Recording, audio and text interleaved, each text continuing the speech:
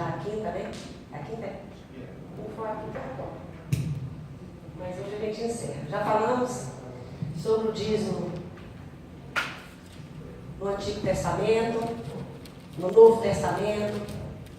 Provamos aqui, não ficou sombra de dúvida para nenhum dos irmãos, daquele dízimo que Abraão deu a Melquisedeque, nada mais, nada menos era do que a lei dando um dízimo para a graça. Porque Melquisedeque nada mais é do que o próprio Cristo. Provamos aqui que ele não é Sem, é o próprio Cristo. Rei de Salém, um homem de paz, com todas as características de Cristo. Então, não ficou dúvida nenhuma a respeito disso. E hoje nós vamos falar sobre ofertas no Antigo Testamento.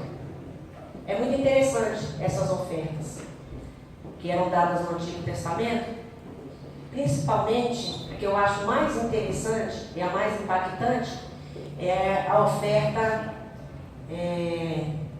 pelo pecado. Principalmente quando se fala daqueles dois bodes, né? Bode emissário, que manda para o deserto, e o bode da expiação, que é sacrificado. Eu não vou hoje aqui falar sobre as correntes que há a respeito desses bodes, desses dois bodes, né? Eu só vou trazer essa oferta que era apresentada, mas eu não vou trazer a verdadeira celeuma que há a respeito disso. Tem muitas correntes, principalmente de igrejas que são consideradas seitas, que dizem que este bode, principalmente o emissário, trata-se de Satanás. Eu só estou falando isso porque é algo que você vê, isso aí na internet, em vários estudos por aí, você não seja pego de surpresa. Eles dizem tratar-se de Satanás. De maneira nenhuma a Bíblia fala sobre isso. Porque se Satanás fosse este bode emissário, que daqui a pouco nós vamos falar sobre ele, o que nós estaríamos vivendo? Nós estaríamos vivendo um cristianismo onde Satanás era um co-redentor. Então, só por aí, você já mata essa questão, não precisa nem estar entrando em discussões teológicas, em discussões bíblicas, que versículo tal diz isso, versículo tal diz isso. Só aí já mata tudo. O único bode emissário que é mandado para o deserto, este bode emissário representa Cristo. Tanto o emissário como o bode da expiação apontam para Cristo. Aí correntes como Árvore da Vida é uma delas, até que na L2 tem uma enorme, tem vários livros e tal, eles defendem isso. Ellen Goldwhite também defende isso, né? Então, quando você vê falando sobre isso, não entre por esse caminho. Você já sabe que esses bodes referem-se a Cristo, tá? Só não vou entrar nesse detalhe, não vou falar sobre isso aqui. Eu só queria trazer essa questão para que ficasse bem claro a respeito disso, né? Então, vamos lá. Vamos falar sobre as ofertas no Antigo Testamento. Porque essas ofertas no Antigo Testamento, principalmente o livro de Levítico que traz sobre isso, que fala sobre isso, tanto os holocaustos como a oferta pacífica, e tanto as outras ofertas, a oferta de libação, que é aquela oferta de líquido e tal, que nem é muito, principalmente essa oferta de libação, que ela é uma oferta de líquido que se oferece, ela não tem muito, as pessoas não dão muito valor não, nesse tipo de oferta não, mas Deus dá muito valor para ela. Quer ver um exemplo dessa oferta de libação? Foi quando derramou-se aos pés de Jesus aquele unguento, aquele perfume caríssimo. Aí até os discípulos acharam muito ruim aquilo, que não devia ter feito aquilo, que devia ter pegado aquilo, vendido, arrumado dinheiro, que ia conseguir grande quantidade de dinheiro com aquilo. Então, ali mostra que aquela oferta ali que foi dada aos pés do Senhor Jesus, ali, não se deu o devido valor que ela tem. E ela é tão importante quanto as outras, né? Nós vamos falar sobre cada uma delas hoje. E vou fazer tudo para, se eu pular algumas coisas aqui, porque eu quero terminar hoje. Eu quero, quarta-feira aqui já vai ser outro assunto, talvez o pastor ou o evangelista Nilson que vai falar. Mas hoje nós vamos encerrar isso, tá? O tabernáculo e as ofertas, né? Todos sabem que o tabernáculo foi levantado no deserto. Deus chamou Moisés, fez o tabernáculo. Aí ele, através de leis, principalmente o Levítico, que trata muito sobre isso, ele determinou como é que a oferta ia ser feita, quem ele ia fazer, porque não é qualquer um. Tem pessoas determinadas para isso. E aí nós vamos tratar sobre isso hoje. Então, nós vamos tratar sobre essas ofertas no tabernáculo e no Novo Testamento nem precisa, nós nem vamos tratar sobre isso, porque a oferta hoje é você ofertar o melhor. Então, o seu melhor não tem muito o que se falar. Vamos falar mais sobre essa oferta no Antigo Testamento, ok? Vamos lá. Este sistema de sacrifícios foi ordenado por Deus e foi colocado no centro e no coração da vida da nação judaica. O que quer que os judeus pensassem naquela ocasião, por causa do sacrifício contínuo de animais e o fogo ardendo continuamente no altar do holocausto, não há nenhuma dúvida de que era Deus quem estava impregnando nos corações de cada homem uma consciência do pecado de cada um. Né? Não tinha Cristo ainda, né? Só apontava para ele. Então, matava-se animais, cobria-se o pecado, né? Por isso que foi instituído este sistema de sacrifício, apenas para cobrir o pecado. Porque todos nós sabemos que a lei, ela apenas veio como um aio, ou seja, como uma ama, veio só para cuidar até que Cristo viesse. Ela veio, na verdade, para mostrar a doença, mostrar o pecado. A cura veio com Cristo, né? Então, mostrar o pecado na consciência do pecado de cada um. Aponta para o sacrifício do Messias e foram cumpridos nele. Todos esses sacrifícios e todas essas ofertas no Antigo Testamento apontam para Cristo. Então, não se deixe enganar por essas falácias, essa bobageira que muitos têm pregado aí e apontado para outra direção. Tudo aponta para Cristo. Há muitas instruções para o sacrifício ao longo do Pentateuco, mas em Levítico são dedicados os capítulos 1 a 7, completamente as 5 ofertas levíticas, que eram os principais sacrifícios usados nos rituais. Eles descrevem 5 tipos de sacrifícios: o holocausto, a oferta de manjares, a oferta pacífica, a oferta do pecado, a oferta pela culpa. Cada um dos sacrifícios foi cumprido exclusivamente em Cristo.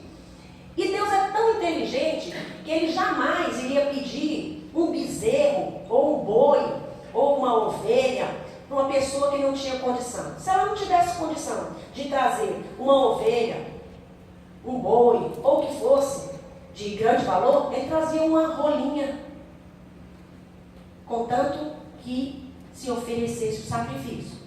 Porque ninguém está isento de ofertar e de trazer os dízimos à casa do Senhor.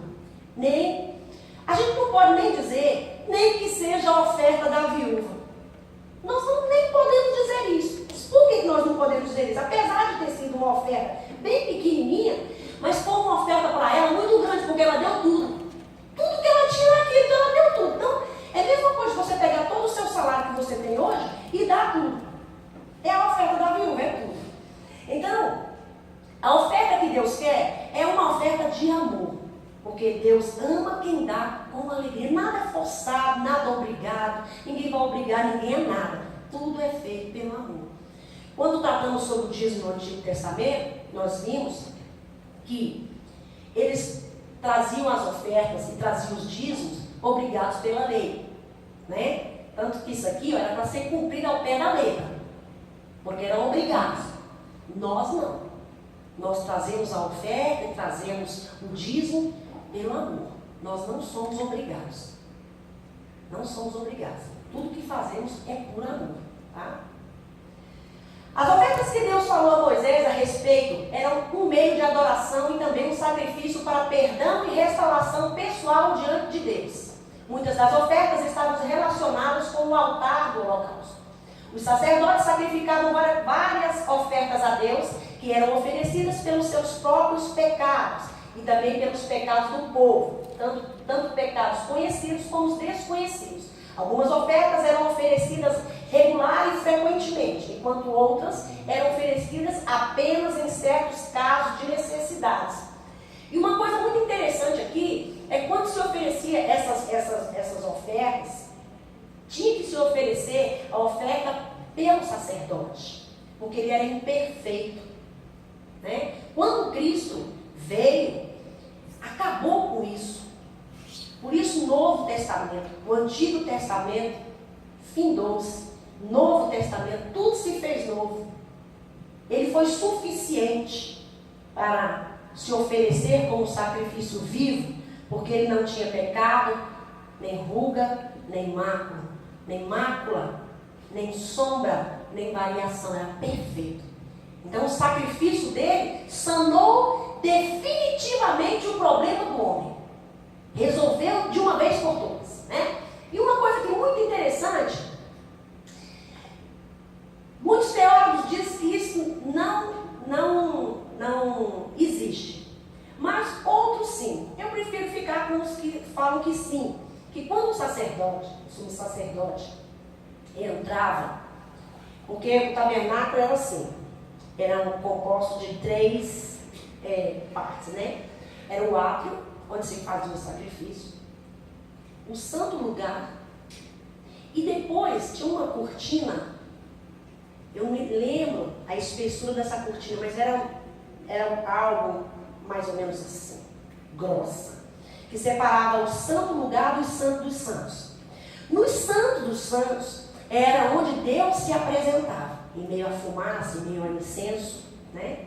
Lá ficava a arca da aliança, as tábuas da lei e a vara de Arão, né? Ali, quando o sacerdote entrava, Moisés entrava ali também. Era o único que entrava, junto com o sumo sacerdote, né? Ele entrava. Quando Moisés não fazia isso, mas o sumo sacerdote, quando ele ia entrar, amarrava-se uma corda na cintura, colocava-se campainhas, aquele negócio que fica no pescoço de boi, que a hora que ele está andando fica aquela barulheira, não sei se é campainha ou não. Como? Chocalho, esse negócio aí mesmo. Sim, botava um sino na cintura, que ela que ele entrava, aí amarrava essa corda e deixava lá na ponta. Aí ele pegava, passava pelo lado, passava pelo santo lugar, atravessava a cortina e entrava no santo dos santos. Quando Deus estava falando com eles, todos do lado de fora sabiam, porque ele ficava se chacoalhando, que ele, naquela alegria, né? Imagina, né? Deus falando, imagina, você comigo, eu até morria. Aí ele ficava, aí fazia aqueles barulhos, aí todos que estavam do lado de fora sabiam que Deus estava falando. Por que a corda? Por que a corda? Porque se ele estivesse em pecado, morria na hora. Quem entrasse para tirar, morria também. Por isso, eu prefiro ficar com os que acreditam nessa corda que era amarrada na cintura dele.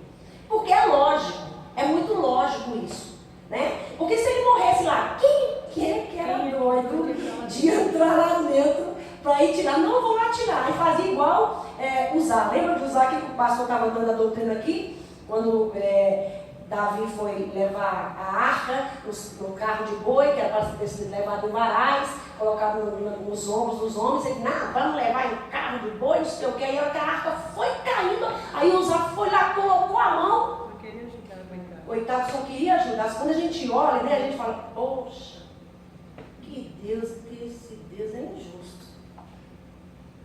Não é? Quando a gente ora a primeira vez, a gente pensa nisso. Mas não é. Porque é errado desde o começo. O erro estava em quem? Principalmente em Davi. Ele jamais poderia ter feito isso. Jamais poderia. Então, não vou entrar nesse assunto aí não. Então, eu sei que ele pegou lá na arca para salvar e morreu. Então, se quando ele entrasse lá no Santo dos Santos e morresse, quem é que ia entrar lá? Só se fosse usar, né? Algum usar da vida que entrasse lá, porque se eu tivesse lá, eu não ia. Eu tenho certeza que, mas acredite ou não, com certeza ia aparecer um que ia lá tirar. Não pode. Como é que vai ficar esse homem morto lá? Vai feder na presença de Deus? Vou lá tirar. O defunto. Então, por isso que eu acredito nesse negócio da corda que amarra na cintura, porque é lógico. É lógico, não é uma coisa de conto de carochinha. Tem lógica. Porque nós somos crentes, mas nós não somos burros, não. Apesar do povo chamar a gente de gentinha, nós somos inteligentíssimos. Porque nós temos a mente de Cristo, assim diz a palavra do Senhor. E se temos a mente de Cristo, a inteligência que nós temos, ela é sobrenatural. Né? Voltando aqui, não tem esse negócio hoje. As principais ofertas eram a oferta queimada, que é o holocausto, né? Oferta pelo pecado, oferta pacífica, oferta de alimentos, pelos pecados ocultos e oferta de libação, que é aquela oferta que eu estava falando, que é a oferta de líquidos, né? Por isso que muitas vezes tem alguma pessoa orando e fala, quero me derramar na sua presença como libação. Eu fico, meu Deus, que palavra é essa? Aí fui atrás, né? É uma oferta de líquidos, tá certo. Os irmãos mais letrados no Bíblia, aí começam a fazer essas orações complicadas, a gente, mas meu Deus, libação, aí eu fui atrás, né? É uma oferta de líquido. O que a tradição judaica diz a respeito do tratamento dos animais? Deus, quando ele instituiu este sacrifício, né, determinou este sacrifício, esses holocaustos, não era de qualquer maneira não. Pegava o animal, chegava lá, metia a faca nele lá, caía sangue. Não, tinha um lugar certinho de cortar, ele não sentia dor nenhuma. Diferente do que nós vemos hoje, né, nessa matança de animais aí, de uma maneira tão horrível. Porque por isso que tem tantas pessoas deixando de comer carne, porque quando começa a olhar, principalmente nessa era que nós vemos hoje de internet, tem tudo, né? Aí começa a olhar, daqui a pouco a pessoa é vegana, não sei o quê, porque não vai comer mais carne, não sei o quê, porque por causa desse absurdo que fazem com os animais, né? Desde se matar da maneira que o bichinho sofra, né? Judia, né? Tá. Aí Deus instituiu aqui a maneira e ensinou como era que devia ser feito. Embora o Senhor prescrevesse a matança de animais para sacrifício e para comida, o tratamento dos animais é de importância extrema no judaísmo. Antes de eu falar isso aqui, eu quero só falar uma coisa. Um tempo desse eu estava conversando com o Maxwell, eu acho que eu vou virar, como é o nome, vegetariano. O que a senhora acha? Eu falei, eu acho que você está errado, não tem que ser vegetariano coisíssima nenhuma. Porque se Deus quisesse que a gente fosse vegetariano, Ele não tinha deixado os animais para a gente matar e comer. Se um vegetal desse fosse suficiente para suprir todas as suas necessidades, ao invés de ele ter mandado lá o povo levar a carne, ele tinha levado uma alface. Essa conversa. Vai ser assim pronto. Embora o Senhor prescrevesse a matança dos animais para o sacrifício e para a comida, o tratamento é de importância extrema no judaísmo. O Talmud descreve com cuidado as minúcias e o detalhe de como o animal seria sacrificado para a comida. E os regulamentos são principalmente determinados por causa do desejo de proporcionar como possível uma morte indolor. Porque Deus ele é muito justo. Né? O matador não podia ser um surdo mudo. Olha o cuidado que ele tem. Ou um menor de idade. E ele devia ser de mente sã. Não podia botar doido também não. A faca deve ser perfeitamente lisa, sem o mais leve entalhe. Não pode ser faca de serra não. Lisinha, bem afinada igual a gilete. Ai. Caramba. A faca deve ser testada sobre 3 lados, na carne do dedo e na unha. Olha o cuidado que Deus tem, né? Ele é muito cuidadoso. Isso aqui é o que diz, isso aqui é a tradição judaica, né? As 5 causas de desqualificação. Demora, deve haver um contínuo movimento para frente e para trás da faca. E não pode demorar não, tem que ser rápido, porque senão ele vai sentir dor, né? Sem qualquer interrupção. Pressão, o corte deve ser feito com suavidade, sem exercício de qualquer força. Inserir, que é o terceiro aqui, né? A faca não deve ser inserida na carne, mas puxada transversalmente pela garganta. Não era assim, né? Vinha e dava um entalhe certinho, né? 4. Penetrar. O corte não deve ser feito, exceto por uma seção prescrita do pescoço. Tem um lugar certinho. Rasgar. O corte deve ser feito sem deslocar a traqueia ou garganta. Qualquer uma dessas ações faria o animal impróprio para consumo, porque teria infligido dor no animal. Se transgredisse qualquer um desses 5 preceitos aqui que ele determinou, não servia. Porque o animal sentiu dor. Olha como Deus é zeloso. Se ele trata um animal assim, imagina nós, né? O cuidado que ele tem. O judaísmo ensina formalmente o cuidado dos animais e um amor e respeito para com eles. Eles deviam ser alimentados corretamente. E o homem não deve comer a comida deles antes de dar comida ao seu gado. Isto foi retirado das Escrituras. Deuteronômio 11:15. E darei erva no teu campo aos teus animais, e comerá e farteás. Já que vai matar mesmo, deixa esse infeliz aí morrer de fome. Ele vai morrer daqui a pouco. Não, Deus não aceita não. Dá comida, dá água, porque senão ele não aceita. O judaísmo ensina o homem a ser grato pelos animais, porque eles são como modelos para os homens imitar.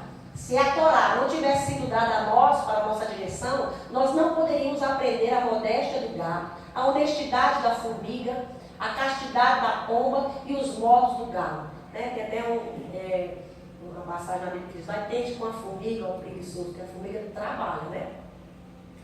O Senhor ensinou a Moisés ter cautela com as ovelhas antes de eles se ocuparem em conduzir os membros do seu povo. Então, antes de fazer os holocaustos, teve ensinamento da parte de Deus. Deus ensinou passo por passo, passo por passo.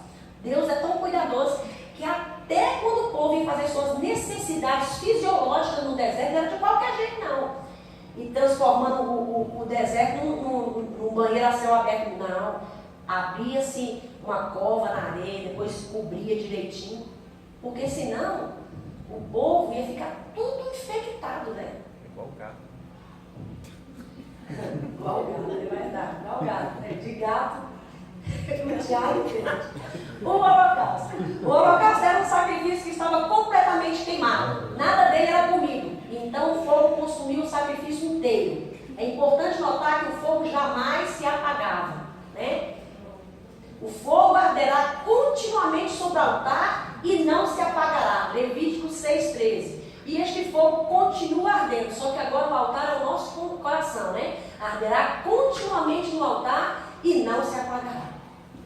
O adorador israelita trazia um animal masculino, um touro, cordeiro, cabra, pombo ou rola. Isso aqui era conforme o poder aquisitivo de cada um, tá? O mais pobrezinho trazia uma rola. Se ele não podia trazer uma rola, ele trazia uma éfazinha de farinha, uma medida de farinha, e assim oferecia, né? Que depende da riqueza do adorador para a porta do tabernáculo. Levítico 1:3 diz assim: se a sua oferta for holocausto de gado, oferecerá macho sem defeito à porta da tenda da congregação e a oferecerá de sua própria vontade perante o Senhor. Por que é sem defeito? Porque como ela aponta para Cristo, todas essas ofertas apontam para Cristo. Não pode ter defeito, não pode ter mácula, não pode ter nada, não pode ser manco, não pode ser seco, tem que ser perfeito. Perfeito. O animal devia ser sem defeito. O adorador então colocava as mãos dele na cabeça do animal, e em consciência que este animal inocente estava sendo reputado por pecador, ele buscaria o Senhor para perdão e então mataria o animal imediatamente. Ele trazia lá, trouxe um touro lá. O camarada tem que botar a mão na cabeça ser meio corajoso. O melhor leva uma ovelha, né? Que vai que ele bota a mão na cabeça do touro. Não, mas vamos voltando lá. Trazia um touro. Aí ele botava a mão na cabeça do touro. E aí, os pecados dele iam ser transferidos para esse touro. Ok? Aí se oferecia o holocausto. Já tinha sido analisado. Todos os levitas ali, que trabalhavam ali no tabernáculo, que iriam fazer este sacrifício, eles foram lá, observaram, olharam, não manca, não está faltando nada, os olhos estão perfeitos, as orelhas estão perfeitas, está tudo perfeito. Aí o adorador vinha, que ofereceu o holocausto, colocava a mão na cabeça, se identificava com o animal, todos os pecados dele eram transferidos, aí sim, oferecia em holocausto. Neste tipo aqui, o holocausto aqui, toda a carne é queimada. Toda a carne é queimada, tá?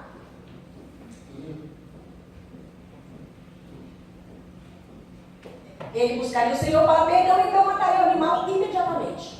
Ok? Levítico 1 diz assim, de 4 a 9, implorar a sua mão sobre a cabeça do holocausto para que seja aceito a favor dele para a sua expiação. Depois, degolará o bezerro perante o Senhor, da maneira que Deus ensinou eles fazerem, para que ele não sofra dor. Se ele sofrer qualquer tipo de dor, não é aceito o sacrifício.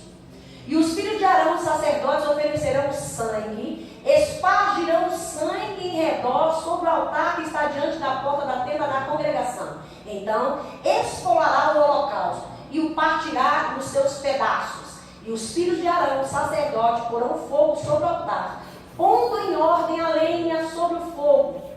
Também os filhos de Arão, os sacerdotes, porão em ordem os pedaços, a cabeça e o redenho sobre a lenha que está no fogo, em cima do altar. Porém, a sua fressura e as suas pernas lavar-se-ão com água, e o sacerdote tudo isso queimará sobre o altar. O holocausto é oferta queimada de cheiro suave ao Senhor. O sacerdote era o responsável por lavar as várias partes do animal antes de colocar sobre o altar. Eles trabalhavam muito, né? Como o pastor hoje trabalha muito. Por isso que na divisão das terras, quando as 12 tribos atravessaram o deserto, quando chegaram em Canaã, os levitas eles não tiveram porção, porque eles tinham que viver de ofertas e dos dízimos que eles traziam, né? Porque eles trabalhavam todo o tempo no tabernáculo, e depois no templo e hoje nas igrejas. Hoje nas igrejas. É para ser assim, né? Mas infelizmente não é o que nós temos visto. Deixa isso para lá. Vamos voltar aqui. Levítico 1, 6, 9 diz assim: então esfolará o holocausto e o partirá nos seus pedaços, e os filhos de Arão, os sacerdotes, porão fogo sobre o altar, pondo em ordem a lenha sobre o fogo. Também os filhos de Arão, os sacerdotes, porão em ordem os pedaços, a cabeça, o redenho sobre a lenha que está no fogo em cima do altar. Porém a sua fressura e as suas pernas lavar-se-ão com água, e o sacerdote tudo isso queimará sobre o altar. O holocausto é oferta queimada de cheiro suave ao Senhor. Isso está lá em Levítico 1, de 6 a 9. Depois, na história de Israel, haviam ofertas queimadas, feitas 2 vezes por dia, uma pela manhã e uma no entardecer, quando aparecia a primeira estrela. Você imagina a quantidade de animais que se ofereciam. Olha aqui, só esta oferta queimada aqui, ó, oferecia de manhã e oferecia ao entardecer, quando aparecia a primeira estrela, de manhã e no iníciozinho da noite, né? 2 vezes por dia. Números 28 diz assim: e dir-lhes esta é a oferta queimada que oferecereis ao Senhor, 2 cordeiros de 1 ano sem defeito, cada dia, em contínuo holocausto. Um cordeiro sacrificarás pela manhã e o outro cordeiro sacrificarás à tarde. Isso aqui, ó, voltando lá quando o povo saiu do Egito, quando eles saíram do Egito, saíram riquíssimos. Imagina a quantidade de gado miúdo e todo tipo de gado grande, e todo tipo de animal, e todo tipo de ouro e prata que esse povo saiu do Egito, né? Não ficou mesmo, como a Bíblia diz, nenhuma unha para eles. Tudo que era devido a eles trouxeram. Imagina a quantidade de animais que eram sacrificados todos os dias. aqui, né? A oferta queimada era realizada para a reconciliação dos pecados do povo contra o Senhor, que os separavam de Deus. E era uma oferta de dedicação contínua de suas vidas ao Senhor. Aqui que é a parte que eu estava falando dos bodes, né? Os 2 bodes. O dia da expiação entre os israelitas era altamente significativo. Era o dia santo mais importante do ano judaico. A Bíblia, em Levítico, descreve como decorria a cerimônia do dia. Ela vai explicar aqui como era feita. Isso aqui é o que está na Bíblia, Levítico 16, tá? Vamos ler. Da congregação dos filhos de Israel, tomará 2 bodes para a oferta pelo pecado e 1 carneiro para o holocausto. Arão trará o novilho da sua oferta pelo pecado e fará expiação por si e pela sua casa.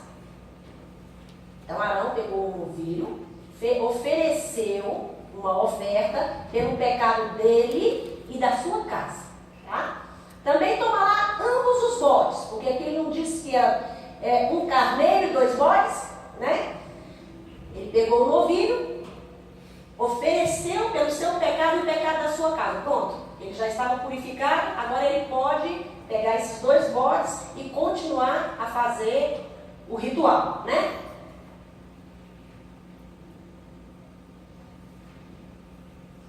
Também tomará ambos os bodes e os porá perante o Senhor. Agora os 2 bodes, tá? A porta da tenda da congregação lançará sorte sobre os 2 bodes.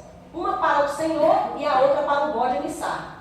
Arão fará chegar o bode sobre o qual cair a sorte para o Senhor e o oferecerá por oferta pelo pecado.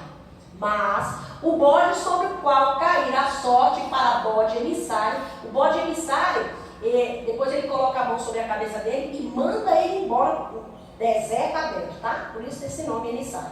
Será apresentado vivo perante o Senhor para fazer expiação por meio dele e enviá-lo ao deserto como bode emissário. Levítico 16, de 5 a 10, você vai achar isso aí. Depois, imolará o bode da oferta pelo pecado. Ele pega os 2 bodes e lança sorte. Um será o bode que será feita a expiação, será morto, e o outro será o bode que será enviado para o deserto, tá?